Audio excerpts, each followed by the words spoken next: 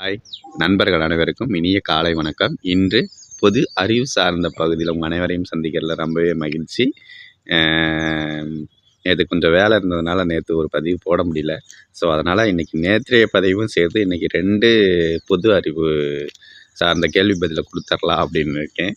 So இன்றைய பொது அறிவு சார்ந்த பகுதியில் இன்றைக்கி எந்த கேள்வி கேட்க போகிறோம் அப்படின்னு சொல்லி பார்த்தோம்னா, மாநில ஆளுநர்களை நியமனம் செய்பவர் யார்?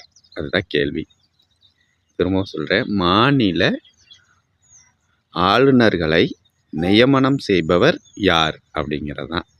இதுக்கு பதில் என்ன அப்படின்னு சொல்லி பார்த்தோம்னா, குடியரசுத் தலைவர் தான் நியமனம் பண்ணுறாரு. மாநில ஆளுநர்களை நியமனம் செய்பவர் குடியரசுத் தலைவர் அப்படிங்கிறது முதல் கேள்வியும் பதிலும்.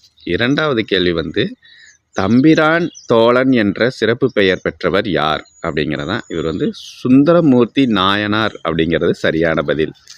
தம்பிரான் தோழன் என்ற சிறப்பு பெயர் பெற்றவர் சுந்தரமூர்த்தி நாயனார் அப்படிங்கிறவர். ஸோ இந்த 2 கேள்வி பதிலையுமே உங்ககிட்ட பகிர்ந்துக்கிறதுல ரொம்பவே மகிழ்ச்சி, சந்தோஷம். வாழ்க வளமுடன். அதை தவிர்த்து ஒவ்வொரு நாளும் சிறு மருத்துவ குறிப்பும் நம்ம கொடுத்துட்ருக்கோம் இல்லைங்களா? அந்த வகையில் பார்த்தா, உலர்ந்த வேப்பங்கொட்டை எடுத்து அதில் உள்ள வேப்பங்கொட்டையில் பருப்பு இருக்கும். ஸோ அந்த பருப்பை எடுத்து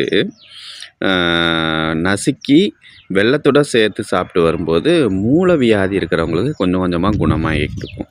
ஸோ மூல வியாதியால் யாரும் பாதிக்கப்பட்டுட்டு இருந்தாங்கன்னா ஸோ இதை முயற்சி பண்ணி பார்க்கலாம்.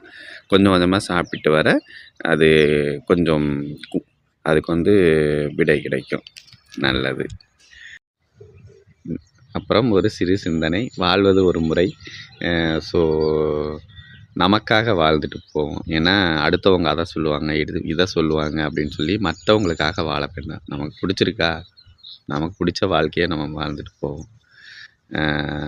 நீண்ட ஆயுளோடும் நிறைந்த செல்வங்களோடும் நல்ல ஒரு வாழ்வியல் வாழணும்னு எல்லாருக்காகவும் பிரார்த்தனை பண்ணிக்கிறேன். வாழ்க வளமுடன்.